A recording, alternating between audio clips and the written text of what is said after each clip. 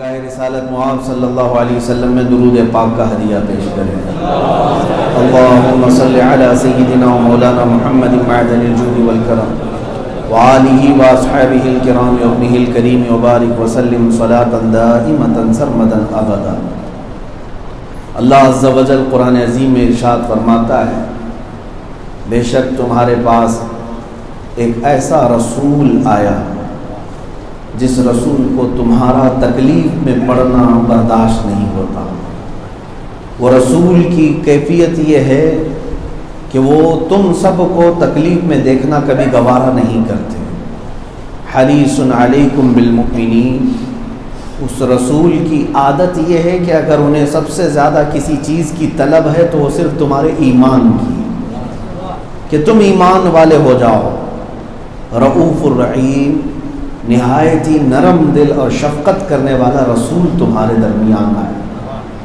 عزیزان گرامی وقار، رسول کریم صلی اللہ تعالیٰ علیہ وسلم کی یہ تین صفات ایک آیت میں اللہ نے بیان فرمائی۔ پہلی چیز تو یہ ہے کہ وہ تمہارا تکلیف میں پڑنا برداشت نہیں کرتے، اور حقیقت یہی ہے۔ حضور پاک صلی اللہ تعالیٰ علیہ وسلم کی سیرت طیبہ اٹھا کر دیکھو کہ غم خاری امت میں پوری زندگی گزری۔ کیا آپ سب کو یہ نہیں معلوم کہ آج تقریباً بچہ بھی جانتا ہے کہ رسول پاک صلی اللہ علیہ وسلم کی زبان پر ایک جملہ زیادہ تھا، رب ہب لی امتی۔ کیا مطلب کیا ہے اس کا؟ آج ہم بھی یہ جملہ دہراتے ہیں اور اکثر لوگوں کو یہ پتہ بھی ہے رب ہب لی امتی۔ یہ میرے مصطفیٰ کریم صلی اللہ علیہ وسلم اپنے رب سے دعا کرتے تھے۔ کس بات کی؟ رب ہب لی امتی کا مطلب یہ ہوتا ہے، اے اللہ میری امت کے معاملات میرے حوالے کر دے، میری امت کے معاملات میرے حوالے کر دے۔ وہ اپنی امت کو لے کر جس قدر حساس تھے میرے عزیزوں، یہی بات مجھے آپ تک آج عرض کرنی ہے۔ امت کیوں آج اس نبی کے نام پر حساس نہیں ہے؟ ظاہر سی بات ہے، جب کبھی ہمارے ساتھ کوئی احسان کرتا ہے تو اخلاقی ذمہ داری تو یہ ہے، نمک کھلانے والے کی بھی احسان فراموشی ہم نہیں کرتے۔ ایک گلاس پانی بھی اگر کوئی پلایا ہو تو پانی پلانے والے کا بھی ہم احسان یاد رکھتے ہیں۔ لیکن جس نبی رحمت صلی اللہ تعالیٰ علیہ وسلم نے اس امت کو ہمیشہ جہنم سے بچانے کے لیے اللہ رب العزت کی بارگاہ میں بار بار دعائیں کی، اس کا کتنا بڑا احسان ہم پر ہے۔ اور اتنا ہی نہیں میرے عزیزوں، عذابات اللہ تبارک و تعالیٰ کی غضب کی نشانیاں ہیں۔ جب بندوں میں گناہ بڑھ جاتے ہیں تو اللہ کا عذاب آتا ہے۔ یہ پہلے سے دستور چلا ہے۔ نوح علیہ السلام کی قوم نافرمان ہوئی، ان کو طوفان کے ذریعے سے ہلاک کر دیا گیا۔ پورے روئے زمین پر صرف پانی پانی تھا، ڈوب کر کے ہلاک ہوئے۔ لوط علیہ السلام کی قوم جو بہت ہی فحش گناہ میں مبتلا تھی، اللہ نے نوکیلے پتھروں کی بارش ان پر فرمائی اور ان کی زمین کو اٹھا کر پلٹ دیا گیا، اس آبادی کا نشان بھی باقی نہیں رہا۔ شعیب علیہ السلام کی قوم جو ناپ تول میں کمی کرتی تھی، اس بات پر اللہ کا عذاب آ گیا۔ ان لوگوں نے یہ کہا تھا کہ ہم پہاڑوں میں رہ کر کے پناہ لے لیں گے، لیکن جبرائیل امین علیہ السلام کو بھیجا گیا، ان کی ایک آواز کی تاب نہ لا سکی وہ امت اور مر گئی۔ حضرت صالح علیہ السلام کی قوم نافرمانی کی تو ان کو بھی اللہ کا عذاب گھیر لیا۔ موسیٰ علیہ السلام کی قوم پر 5 قسم کے عذابات آئے۔ ان کی ندی نالے، ان کی کنویں، ان کے گھر کے برتن سب خون سے بھر گئے تھے، کھانے پینے کے لیے سوائے خون کے کچھ نہیں تھا۔ کبھی جوؤں کا عذاب، کبھی ٹڈیوں کا عذاب، بہت قسم کے عذابات آئے۔ لیکن عذاب کس لیے آتے تھے؟ جب گناہ بڑھتے تھے، نافرمانیاں بڑھتی تھیں۔ اگر میں آپ سے یہ کہوں کہ ان امتوں کی جو نافرمانیاں تھی، جو گناہ تھے، آج کے زمانے میں اگر آپ سرچ کر کے دیکھ لیں تو وہ سارے گناہ آج بھی ہیں۔ لوط علیہ السلام کی قوم کا گناہ آج کر رہے ہیں لوگ، شعیب علیہ السلام کی قوم جو نافرمانی کرتی تھی وہ بھی آج موجود ہے، نوح علیہ السلام کی قوم نبیوں کا مذاق اڑاتی تھی، اپنے نبی کا مذاق اڑاتی تھی، وہ آج بھی موجود ہے۔ لیکن ان تمام قوموں کی نافرمانیاں، ان کے گناہ آج ہو رہے ہیں، ویسے ہی ہو رہے ہیں، لیکن عذاب ویسے نہیں آ رہے۔ نہ پتھر برستے ہیں، نہ آگ برستی ہے، نہ زمین پلٹی جاتی ہے، نہ ہوائیں چلائی جاتی ہیں، نہ ہی کسی کو بندر اور خنزیر بنایا جاتا ہے، یہ عذابات نہیں آتے۔ اس کی وجہ قرآن میں اللہ فرماتا ہے وَمَا كَانَ اللَّهُ لِيُعَذِّبَهُمْ وَأَنْتَ فِيهِمْ، اللہ تعالیٰ اس قوم کو، اس امت کو اب ویسے عذابات نہیں بھیجے گا، اس لیے کہ ان کے بیچ میں میرا محبوب آرام فرما ہے۔ وہ رسول ہیں جو دوسروں کی تکلیف کو دیکھنا پسند نہیں کرتے، امت کو اس قسم پرسی میں دیکھنا رسول پاک صلی اللہ علیہ وسلم کو گوارا نہیں۔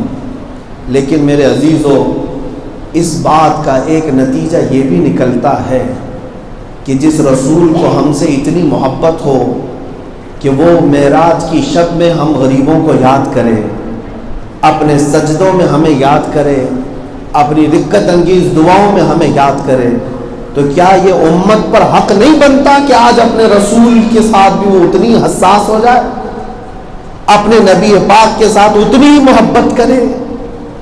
لیکن مسئلہ یہ ہے کہ ہماری زندگیاں ختم ہونے کے قریب آ گئیں، لوگوں سے ہم سوال کریں تو گنتی کے شاید 1-2 دن ہوں گے جس میں انہوں نے اپنے نبی کو یاد کیا ہو، ورنہ اکثر راتیں دنیاوی عشق اور دنیاوی کھیل کود میں گزر گئے۔ ہمارے ان نوجوانوں کو ہم دیکھتے ہیں جن کی راتیں پوری انٹرنیٹ پر گزر جاتی ہیں، گیم کھیلنے میں چلی جاتی ہیں۔ بہت سارے لوگ صرف اور صرف بغیر کسی مقصد کے ویڈیو میں اپنا وقت برباد کرتے ہیں، فلمیں دیکھ رہے ہوں، سیریل دیکھ رہے ہوں، فلاں چیزیں دیکھ رہے ہوں، لیکن یہ سارے اوقات میں کبھی تمہارے پاس ایسا بھی وقت آیا کہ میں اپنے نبی کو ٹھنڈے دل سے یاد کروں؟ حضور پاک صلی اللہ تعالیٰ علیہ وسلم کے دربار میں کثرت سے درود پڑھوں، میں سب کی بات نہیں کرتا، لیکن اکثر کا حال یہ ہو گیا، تمہیں اندازہ بھی نہیں میرے عزیزوں۔ آج اگر تم یاد کرتے ہو تو اس کا مطلب یہ نہیں ہے کہ وہ مدینے والے سنتے نہیں، دیکھتے نہیں، ایک درود بھی پڑھتے ہو تو وہ سنتے ہیں، ایک بار تم سلام پیش کرتے ہو تو انہیں پیش کیا جاتا ہے، حضور کی بارگاہ میں وہ سلام اور وہ درود تمہارا پہنچایا جاتا ہے۔ آپ کو پتا ہوگا ایک شخص نہایت ہی مفلس تھا، قرضوں کے بوجھ تلے دبا ہوا تھا، پریشان حال تھا، کئی لوگوں سے قرضے لیا تھا، واپس ادا نہیں کر پاتا تھا۔ جو جتنے قرض خواہ تھے ان لوگوں نے قاضی کے پاس مقدمہ کر دیا اس شخص کا کہ ہمارے قرضے لیتا ہے، واپس نہیں کرتا۔ قاضی نے بلایا اور اس سے کہا 3 دن کا ٹائم دیتا ہوں، سب کا قرضہ ادا کر ورنہ تجھے جیل میں ڈال دیا جائے۔ تو وہ غریب تھا، مال پیسہ کچھ تھا نہیں، باہر نکلا روتے ہوئے، ایک بزرگ سے ملاقات ہوئی، ان سے اپنا حال بیان کیا تو انہوں نے کہا اتنا رونے کی کیا بات ہے، جا گھر میں بیٹھ اور جو کچھ تجھ پر گزرا ہے اپنے نبی کو بتا، حضور پاک صلی اللہ علیہ وسلم کو یاد کر، کثرت سے درود پڑھ۔ اب اس کے علاوہ چارہ بھی کیا ہے؟ گیا رات کے وقت، اپنے غم اور اپنے سارے درد یاد آ گئے، کہاں کہاں ٹھوکریں کھایا، بیوی بچوں کو ایک لقمہ کھلانا آج مصیبت بن گیا، روتے روتے وہ درود پڑھتے ہوئے سو گیا۔ خواب میں اسی رات رسول پاک تشریف لاتے ہیں، تاجدار مدینہ صلی اللہ تعالیٰ علیہ وسلم آتے ہیں اور ارشاد فرماتے ہیں غم نہ کر، تیرا قرضہ پورا ادا ہو جائے گا۔ اس نے خواب میں پوچھا کہ کیسے ادا ہوگا؟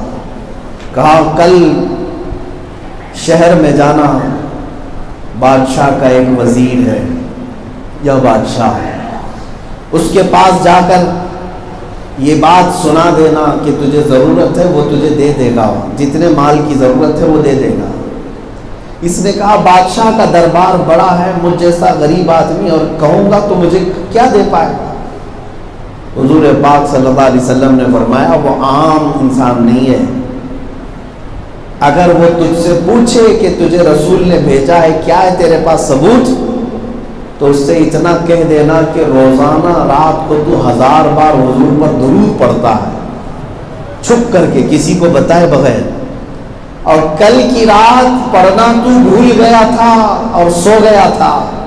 حضور پاک صلی اللہ علیہ وسلم نے اس غریب و مفلس آدمی کو خواب میں بتایا کہ وہ اس بادشاہ یا اس وزیر کا حال یہ صبح اٹھا، شہر گیا اور اس بڑے دربار میں جا کر کے اس نے کہا، وقت کے بادشاہ سلطان یا اس کے وزیر، کہا کہ میں رسول پاک صلی اللہ علیہ وسلم کی طرف سے آیا ہوں، حضور نے مجھے تمہارے پاس بھیجا ہے۔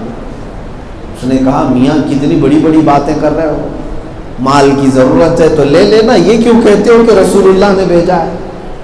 تو اس غریب آدمی نے کہا ہاں مجھے حضور نے یہ بھی بتا کر بھیجا ہے کہ روزانہ تم سب سے چھپ کر کے 1000 بار درود پڑھتے ہو، اور کل کی رات نیند کا غلبہ آ گیا اور تم نہیں پڑھ سکے، سو گئے تھے۔ اتنا سنتے ہی وہ اپنی کرسی سے اچھل کر نیچے آ گیا، اور اس کے بعد پھر کہا کیا میرے بارے میں حضور نے فرمایا؟ اپنے سارے خزانے کھول دیا، جتنے تجھے مال کی ضرورت ہے سب لے جا۔ میں یہ واقعہ کئی مرتبہ عرض کر چکا، لیکن یہاں بات اس لیے عرض کر رہا ہوں، وہ وقت کا سلطان تھا، بادشاہ تھا یا وزیر تھا، وہ رقص کرنے لگا، وجد کرنے لگا اور کہا برسوں سے میں درود پڑھ رہا تھا، لیکن ایک غریب کے درد کی وجہ سے میرے مصطفیٰ نے بتایا میں تیرا درود سن رہا ہوں۔ عزیزان گرامی وقار، حضور اکرم صلی اللہ تعالی علیہ وسلم کی کیفیت قرآن نے یہی بیان کی، وہ کسی مصیبت زدہ کو، تکلیف زدہ کو دیکھنا گوارا نہیں کرتے۔ اسی لیے تو رسول پاک صلی اللہ تعالی علیہ وسلم منبر پر خطبہ دے رہے تھے، صحابہ کہتے ہیں اچانک مسجد میں بچے کے رونے جیسی آوازیں آنے لگی، لیکن کوئی بچہ تو تھا نہیں۔ حضور منبر سے اتر کر کے آئے، جو لکڑی آپ لے کر کے کھڑے ہوتے تھے عصا خطبہ دینے کے لیے، وہ عصا حضور پاک صلی اللہ علیہ وسلم نے اس دن چھوڑ دیا تھا مسجد کے باہر۔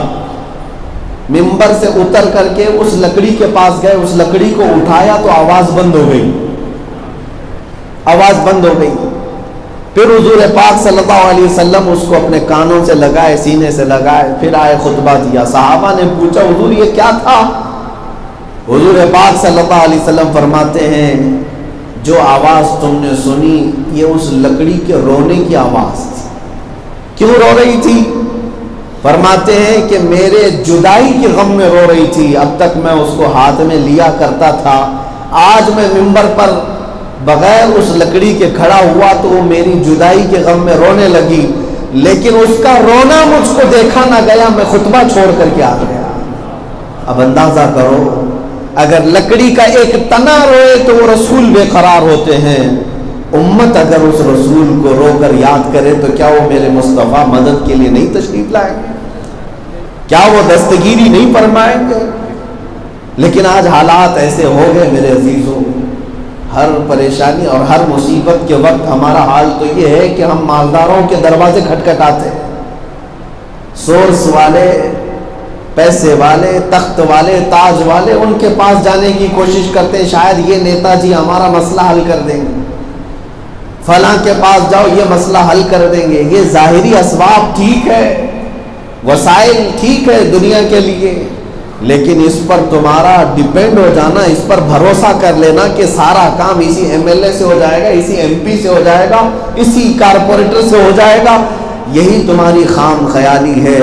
تمہیں اندازہ نہیں ہے میرے عزیزو، تم اس رسول کی امت ہو جو رسول تمہارے لیے سفارش کرے تو مولا بھی ان کی بات کو رد نہیں فرماتا۔ حضور پاک صلی اللہ تعالی علیہ وسلم کے دربار میں سفارش کرنے چاہیے۔ آج وقت کے تقاضے یہی ہیں میں نوجوانوں سے یہی کہنا چاہوں گا، اس رسول کا تم پر بے پناہ احسان ہے، اس احسان کا بدلہ تم اپنی زندگی کو ضائع کر کے مت دو۔ اپنی زندگی میں رسول پاک صلی اللہ علیہ وسلم کی یادیں بساؤ۔ آج سے کئی سال قبل ہی میں نے یہ کہا تھا، یہ محبت کیسے منتقل ہوتی ہے اپنے نبی کی؟ صرف تقریروں سے نہیں، ہر باپ اپنے بچے کی تربیت کرے اسی محبت پر، تب یہ منتقل ہوگی، تب یہ ٹرانسفر ہوگی۔ اگر آپ یہ سوچیں کہ صرف اور صرف جلسوں سے اور بیانات سے ہی یہ چیزیں پھیلیں گی، ایسا نہیں ہے، بلکہ ہر مومن، ہر مسلمان کو یہ چاہیے۔ آج جمعہ ہے، آپ نے ایسا معمول کیوں نہیں بنایا اپنے گھروں میں کہ جمعہ کے دن جتنے بھی میرے بچے ہیں، میری بہنیں بھائی ہیں، یا جوائنٹ فیملی میں رہتے ہیں، جمعہ کے بعد جاتے ہیں دسترخوان پر بیٹھتے ہیں، کاش کتنا اچھا ہوتا کہ ایک لقمہ اٹھانے سے پہلے ہر ایک اپنے ذمہ یہ لے لے کہ 100 بار حضور پر درود پڑھیں گے، پھر آج جمعہ کے دن کھانا کھائیں گے، پھر آج ہم کھانا کھائیں گے۔ گھروں کے اندر جو عشق رسول کی بہاریں آئیں گی انہیں سمیٹ نہیں پاؤ گے۔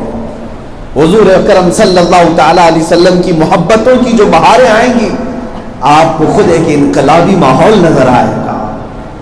پہلے میرے عزیزو اپنے گھروں سے اس کی تبدیلی شروع کرو۔ یہ نہیں ہے کہ جمعہ میں آ کر کے یا کسی تقریر میں بیٹھ کر کے صرف سبحان اللہ کہنا ہی ثواب ہے۔ اپنے گھروں میں ریولیوشن لانا یہ سب سے بڑی ذمہ داری تمہاری ہے۔ اس لیے کہ میں دیکھ رہا ہوں کل آنے والا جو ماحول ہے وہ بہت ہی چیلنجز سے بھرا ہوا ہے۔ یہ ہمارے چھوٹے بچوں کو میں دیکھتا ہوں جو 2 سال کے بچے 4G اور 5G چلانے کے قابل ہو چکے، آج ان کے ہاتھوں میں اینڈرائڈ موبائل کھلونے کی طرح ہو چکا ہے، 2 سال 3 سال کے بچوں کے ہاتھ میں۔ ان کی جوانی جب آئے گی تو یہ کس انداز میں بڑھے گی، یہ اندازہ کرنا بھی مشکل ہو گیا ہے۔ ہمارا دور تو ختم ہونے کے قریب ہے، ہم نے جو جینا تھا وہ جی لیا ہے۔ موت ہمارے سروں پر لٹک رہی ہے، ہم تیزی سے اپنی موت کی طرف بڑھ رہے ہیں، لیکن جو چھوٹے بچے ہیں ان کا مستقبل، ان کا فیوچر داؤ پر لگا ہوا ہے، یہ ہزاروں طوفانوں میں گھرے ہوئے ہوں گے۔ میری یہ بات ہو سکتا ہے آج سے کچھ سال بعد اگر سنیں گے بچے تو انہیں یاد آئے گی، ان کے زمانے گڈی اور گڈے سے کھیلنے والے نہیں ہوں گے، یہ تو بم اور بارود کی باتیں کر رہے ہوں گے۔ یہ زمانہ ان کا جو آنے والا ہے بڑے چیلنجز سے بھرا ہوا ہے۔ یہ ورق اور پنے پلٹنے کی بھی ان کو عادت نہیں ہوگی۔ ہم تو کتابیں دیکھ چکے، اگلی نسل کتابیں بھی نہیں دیکھنے والی ہے۔ ابھی میں عرب شریف سے واپس لوٹا، کئی ہمارے پرانے ساتھی ہیں، ان میں سے ہمارے ایک ساتھی وہ کہہ رہے ہمارا تقریباً 300 سالہ پرانا بزنس، تجارت کس چیز کا؟ کتابوں کا، پرنٹ کا، وہ اب بند ہونے جا رہا ہے۔ 300 سال سے کتابیں وہ چھاپتے تھے، پرنٹنگ پریس بھی تھا ان کا، ہزاروں کی تعداد میں کتابیں چھاپے بھی اور تقسیم بھی ہوئی، بک بھی گئی، لیکن یہ تجارت بند، یہ ختم ہو رہی ہے۔ اس کی وجہ انہوں نے یہی بتایا کہ اب کوئی کتاب نہیں لیتا، اب ہر چیز موبائل اور انٹرنیٹ کے ذریعے سے دیکھی جائے گی۔ یہ تو میں ایک سمپل اگزامپل آپ کو دے رہا ہوں، بہت ساری چیزیں ایسی ہیں جو ان کی زندگی کو زیر و زبر کرنے والی ہیں، بہت تیزی سے دنیا بدلنے والی ہے۔ آپ خود محسوس کرتے ہوں کہ 10 سال پہلے جو چیزیں تھیں وہ آج غائب ہو چکی ہیں، آپ کو پتہ بھی نہیں ہے۔ کہیں آج پوسٹ آفس نظر نہیں آتے، پی سی اور ایس ٹی ڈی نظر نہیں آتے۔ 10 سال پہلے ہم دیکھے ہوئے ہیں۔ 10 سال کے اندر جب یہ اتنی تبدیلی ہے تو اب آنے والے اور جو 10 سال ہوں گے وہ اور کمال کی تبدیلی لائیں گے، اور ان میں سب سے بڑا چیلنج ہمارے بچوں کے لیے ہوگا۔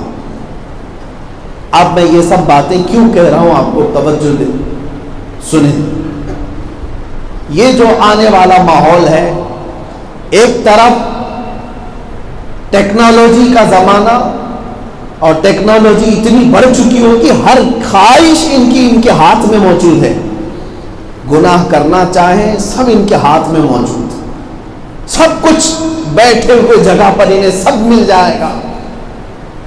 دنیا ان کو آرام پسند بھی بنائے گی, کام چور بھی بنائے گی, اور عیاش بھی بنائے گی. گھر کے بیڈ پر بیٹھ کر کے تم سارے گناہ کر سکتے ہو, یہ سارے انتظامات کر کے دنیا دے دے گی. یہ جو اگلا زمانہ آنے والا ہے, ان کو ماں اور باپ کا فرق بھی معلوم نہیں رہے گا. اگر ان کو چھوڑ دیا جائے کچھ نہیں پتہ رہے گا. بھائیوں اور بہنوں کی قدر بھی نہیں معلوم ہوگی. میرے عزیزو, اس زمانے کے لیے تیاری کیا ہونی چاہیے؟ ایک طرف ٹیکنالوجی کا حملہ, دوسری طرف کفار و مشرکین جو اسلام دشمن ہیں, یہ مسلسل اس بات کی کوشش میں ہے کہ مسلمانوں کے سینوں سے اسلام ختم ہو جائے. یہ بڑے بڑے طوفان انتظار کر رہے ہیں ہمارے بچوں کو نگل جانے کے لیے. اسکولوں کے سیلیبس بدل دیے گئے, ان کو ان کی تاریخ یاد نہ رہے. ایجوکیشن پورا بدل دیا گیا کہ ان بچوں کو ان کے پرکھوں کی تاریخ یاد نہ رہے. سب تبدیل ہو گیا. اور آگے ان بچوں کے لیے آپ کی تیاری کیا ہو؟ میرے عزیزو, سمپل سی بات یہی ہے, آج تمہاری ذمہ داری ڈبل ہو جاتی ہے. ایک بات تو طے ہے کہ ان کے ہاتھوں سے آپ نہ موبائل لے پاؤ گے, نہ انٹرنیٹ بند کر پاؤ گے, نہ ان کو ٹیکنالوجی کے دور سے پیچھے لا پاؤ گے. جینا تو اسی دور میں ہے انہیں, انہی سامانوں کے ساتھ ہی جینا ہے. لیکن علاج میں آپ کو بتا رہا ہوں, علاج یہ نہیں ہے کہ بچوں کے ہاتھوں سے یہ سب چیزیں ختم کر دو. آج تم ہو ختم کر سکتے ہو. جہاں تمہاری آنکھ بند ہوئی وہ بچہ پھر سے استعمال کرے گا. اس کا حل اور علاج ایک ہی ہے. اس کو جس میدان میں بھی رہنا ہے, بچے کو اتنا عشق رسول پلاؤ کہ یہ جس وادی میں بھی جائے اپنے نبی کا وفادار بن کر کے. اس کا علاج ایک ہی ہے. ہمارے بزرگوں نے بہت پہلے سے اسی طریقے کو اپنایا. میں نے آج خود محسوس کیا. میرے عزیزوں, ہوتا ہے نا جب کوئی چیز سامنے ہوتی ہے تو قدر نہیں ہوتی ہے. یہ مشہور ہے نا. مثال کے طور پر ایک چیز آپ کے سامنے ہے, روز دیکھتے ہیں تو قدر کم ہو جاتی ہے. ارے یہ تو سامنے ہی ہے نا ہمارے. لیکن ہم نے حرم کعبہ میں اور مدینۃ الرسول میں دیکھا, بعض لوگ سال 2 سال مکہ میں رہنے کے بعد, میں سب کی بات نہیں کرتا, کچھ لوگوں کی کیفیت ایسی ہو جاتی ہے, کعبہ ارے روز دیکھتے ہیں نا, اہمیت اور قدر کم کر لیتا ہے اگر کوئی تو بدبخت آدمی. حضور کے گنبد کو دیکھنا ہر مومن اپنی سعادت سمجھتا ہے, لیکن جس کو مدینے میں رہنے کی سعادت مل گئی, پھر یہاں پر بھی میں کہتا ہوں سب کی بات نہیں, کچھ ایسے لوگ ہوں گے جو روز دیکھنے کی وجہ سے اپنے آپ میں اس کی قدر کم کر لیتے ہوں گے, لیکن وہ بدبخت ہوں گے, وہ بدبخت ہوں گے. میں اپنا تجربہ بتا رہا ہوں. مدینہ طیبہ میں ایک گھر کی ایک محفل میں حاضری ہوئی, جن کا خاندان پچھلے کئی 100 سالوں سے وہاں آباد ہے مدینہ طیبہ میں, اور ہر ہفتے وہاں پر حضور پاک صلی اللہ علیہ وسلم کی مولود کی محفل ہوتی ہے. سارے وہاں پر علماء بھی آتے ہیں. جب محفل شروع ہوئی, ہم خود بھی تھے, تو جو شیخ ہیں مدینے کے رہنے والے, جن کی کئی پشتوں سے وہ وہیں پر آباد ہیں, میں نے حاجیوں کو بھی دیکھا ہے 8-10 دن اگر مل جاتے ہیں تو وہ ایسے وہاں پر ہو جاتے ہیں. کچھ لوگوں کی باتیں کہ ادب نہیں رہ جاتا, لیکن جو وہیں پر موجود ہیں, وہیں پر موجود ہیں, سالوں سال سے مولود کی محفل میں بیٹھے ہیں.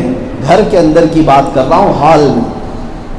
تھوڑی دیر کے بعد ہم نے دیکھا چھوٹے چھوٹے سے بچے آئے, گھر کے بچے, چھوٹے چھوٹے سے بچے آئے اور ہمارے سامنے کھجوریں اور قہوہ پیش کرنے لگے اور ہمارے ہاتھ چومنے لگے. ہم تو مہمان ہیں اور ہمارے سے بڑے بڑے لوگ وہاں پر موجود ہیں. ہم نے پوچھا یہ بچے کون ہیں؟ کام کرنے والے. کہا نہیں, جن کا یہ مکان ہے, جو شیخ بیٹھے ہوئے ہیں ان کے خاندان کے بچے ہیں. یہ محفل میں بیٹھے ہوئے ہر ایک کا ادب کر رہے تھے, اور جیسی حضور پاک صلی اللہ تعالی علیہ وسلم کا ذکر آیا آخر میں, سب کھڑے ہو گئے اور ان بچوں کو ہم نے دیکھا وہ گلاب کی پتیاں بکھیرنے لگے، ہوا میں اچھالنے لگے اور اپنے نبی کے نام پر سر جھکا کر اپنے سینے پر ہاتھ رکھ کر ادب سے کھڑے ہو گئے۔ ان بچوں میں اتنا شعور نہیں لیکن طریقہ دیکھا، آنکھیں بھیگ گئی۔ محفل ختم ہونے کے بعد ہم نے اس شیخ سے ملاقات کی اور انہوں نے کہا، میں نے کہا کہ بہت دور دور سے آئے ہوئے لوگ یہ ادب نہیں کر پاتے، سینکڑوں سال سے آپ قریب رہ کر کے بھی یہ ادب رکھتے ہیں۔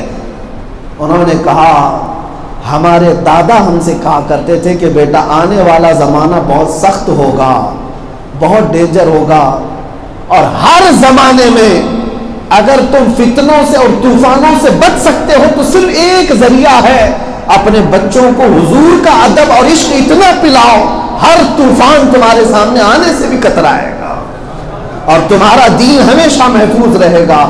آج ہزار بے حیائی کیوں نہ ہو جائے لیکن ہم نے ان گھروں کو دیکھا ہے ان کے بچے بھی آج اسی محبت میں مبتلا ہے، وہی ادب ان کے ہاں ہے۔ یہ تربیت کا اثر ہوتا ہے میرے سے، یہ تربیت کا اثر ہوتا ہے۔ آج آپ کی ذمہ داری ڈبل ہو چکی ہے، جاؤ اپنے گھروں میں ان بچوں کو صرف اور صرف جوانی جوانی اس پاپا پر ہی مت رکھو، ان کو اپنے نبی پاک کی محبت اور حضور کے نام کا بھی گرویدہ بناؤ اور ان سے یہ باتیں کرو کہ بیٹا ہر چیز کو ہم کمپرومائز کر سکتے ہیں لیکن اپنے نبی کی محبت اور عزت پر کوئی کمپرومائز نہیں کرتے، یہ ہماری جان سے زیادہ بڑھ کر کے۔ ایک بات یاد رکھنا اے میرے عزیزوں مسلمانوں، یہ میرا میسج ہے کہ اگر تمہارے سینے میں حضور سے محبت کرنے کا جذبہ ہے تو یوں سمجھ لو کہ تمہاری روح تمہارے ساتھ ہے، اور اگر یہ چیز نکل گئی تو تم مردہ لاش ہو، لاش ہو، تمہاری کوئی حیثیت نہیں ہوگی۔ دنیا آج اگر ڈرتی بھی ہے تمہارے سے تو تمہاری داڑھی اور ٹوپی سے نہیں بلکہ تمہارے سینے میں جو حضور کے لیے بے انتہا محبت ہے یہ ان کو خوف زدہ کرتی ہے، یہ خوف زدہ کرتی ہے۔ اسی لیے علامہ اقبال نے کہا تھا کہ انگریز یہ کہتا ہے یہ فاقہ کش موت سے ڈرتا نہیں ذرا۔ انگریز تھک گئے تھے مسلمانوں کو کاٹ کاٹ کر کے، بکھیر بکھیر کر کے، پھر آخر میں وہ کہنے لگے یہ بھوکے رہتے ہیں، فاقوں پر رہتے ہیں، موت سے ڈرتے نہیں۔ وجہ کیا ہے؟ انگریز کہتا ہے روح محمدی اس کے بدن سے نکال دو، روح محمدی اس کے بدن سے نکال دو۔ ساری دنیا کو پتا ہے روح محمدی وہی عشق مصطفیٰ کو کہتے ہیں، وہ جب تک ان کے سینوں میں موجود ہے ان کو ہزار ٹکڑوں میں بانٹو پھر انشاءاللہ یہ متحد ہو کر رہیں گے، اور ہم نے تجربہ کر کے بھی دیکھا ہے۔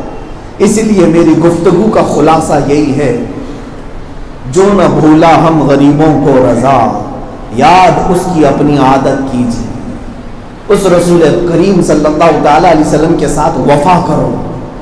انہوں نے جب ہمارے لیے یہ تک ارشاد فرمایا، اے نوجوانوں، کبھی کبھار میں نصیحت کرتا ہوں تو کچھ بچے یہ کہتے ہیں ہماری انجوائمنٹ کی زندگی ہے، لائف کو انجوائے کرنے دیں، کیا آپ اتنا زیادہ ہمارے اوپر سختی کریں گے؟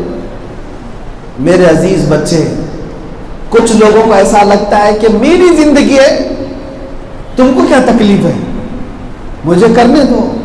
کچھ لوگوں کو ایسا لگتا ہے کسی کو تکلیف ہی نہیں ہوگی اس کے بگڑنے سے، اس کے شراب پینے سے، اس کے نشہ کرنے سے، اس کے جوا کھیلنے سے، اس کے تاش کے پتوں پر جانے سے۔ وہ یہ سمجھتا میرا پیسہ لگ رہا ہے، کسی کے باپ کا تھوڑی نہ ہے، میں کر رہا ہوں تو تمہیں تکلیف کیا ہے؟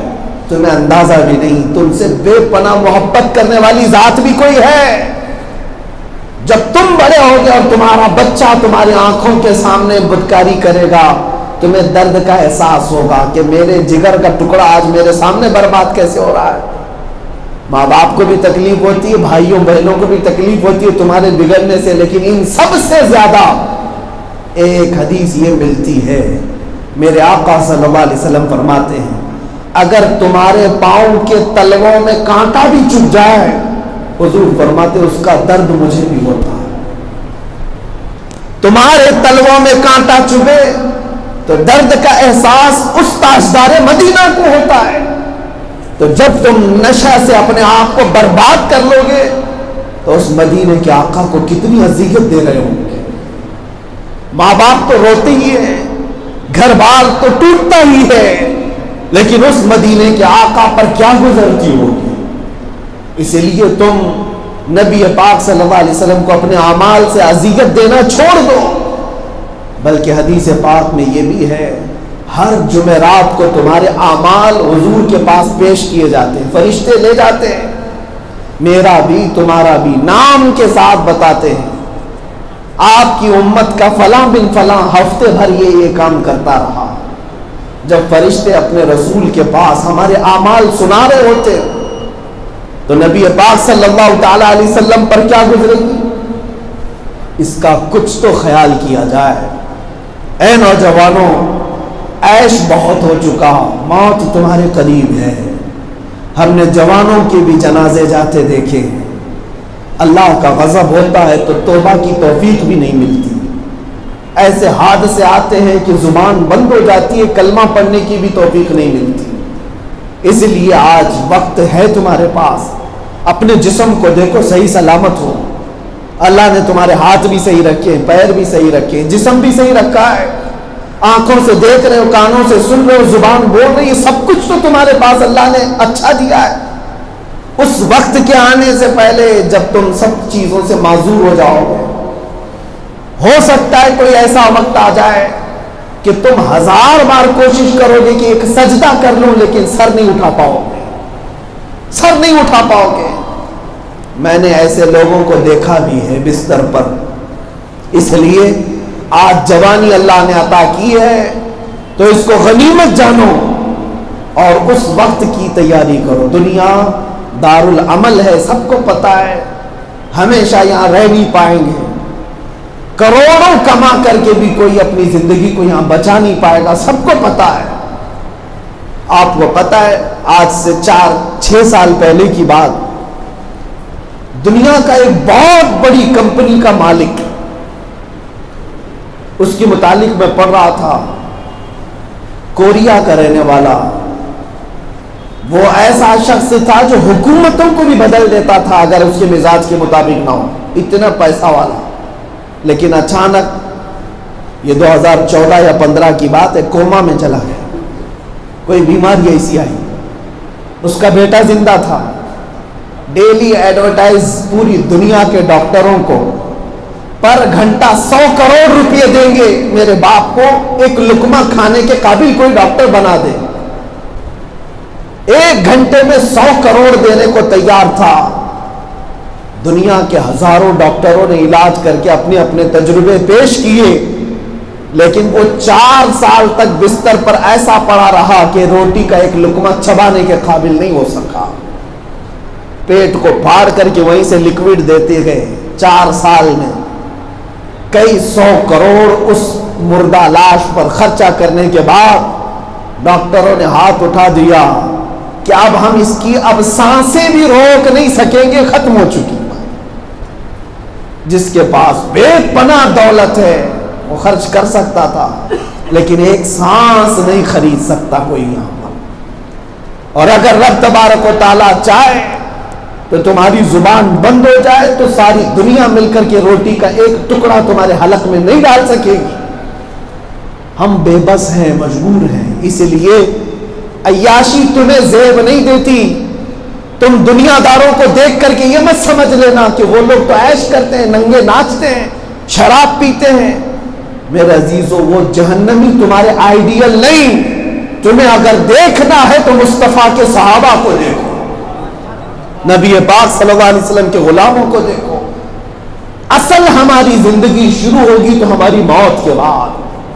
انشاءاللہ العزیز جو یہاں بچ گیا اس کی زندگی جنت میں میرے مصطفیٰ کے پڑوسی ہونے کے اعتبار سے شروع ہوگی. وہ عیش کی زندگی ہے. لا خوف علیہم ولا هم یحزنون. وہاں نہ کسی کو کوئی خوف, نہ کسی کو کوئی رنج و غم. وہ اصل زندگی ہے. اس زندگی کو یہ دنیا کی فانی زندگی کی وجہ سے قربان مت کرو. اللہ کریم ہم سب کو کہنے سننے سے زیادہ عمل کی توفیق عطا فرمائے. میرے عزیزوں, پھر سے میں اس بات کو دہراتا ہوں کہ محمد سے وفا تو نے تو ہم تیرے ہیں. یہ اللہ کا وعدہ ہے. قرآن کی آیت کی ترجمانی کر رہا ہوں کہ محمد سے وفا تو نے تو ہم تیرے ہیں، یہ جہاں چیز ہے کیا لوح و قلم تیرے ہیں۔ اللہ ہم سب کے سینوں کو عشق مصطفیٰ کے لیے کشادہ فرمائے۔ آپ سب کو اللہ تعالیٰ اتحاد و اتفاق اور محبت مصطفیٰ کے چھاؤں میں زندگی عطا فرمائے، جب تک زندہ رہیں حضور کا وفادار بنا کر رکھے، اور جب ہماری آخری سانس آئے تو مولا حضور کے غلاموں میں ہمارا شمار فرمائے۔ وآخر دعوانا الحمد